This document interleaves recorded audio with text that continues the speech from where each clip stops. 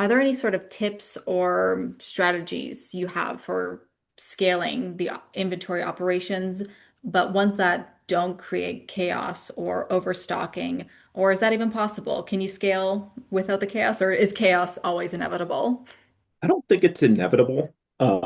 It's definitely possible. But if you have good systems in place that are built to scale and like as you test things, one thing I think is hugely important and is underrated is just doing a physical inventory count, especially as you're changing things or scaling. At worst case, you should do it once a year. But honestly, if you're doing big changes or getting like a bunch of new products or systems, I would every time you have a big change, you should probably do a physical count just to verify that things are going how you expect them to go.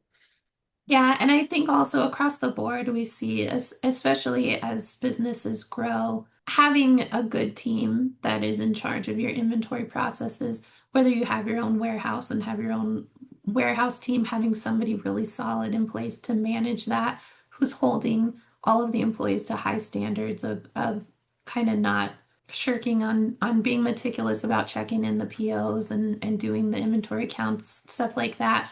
Or if you're working with a 3PL, kind of having somebody who's the liaison with that 3PL, who's doing double checks of like, are they shipping out your products in the best, most cost-effective way? Do they have meticulous processes about physical inventory counts and checking MPOs and stuff like that? As your business is growing, it gets to be really a lot for an owner to manage. So having really solid people in place, and that's not easy to find. But I know that makes a huge difference. And again, just like when you're preparing to potentially go with an inventory management system and kind of writing out all your processes and your expectations and your questions, do the same thing when you're putting in place a team or a person who's going to be in charge of your inventory processes.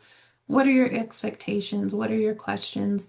To try and find really that good fit of the person who's kind of take charge and take some of that off your plate and make sure that those inventory processes and systems are maintained.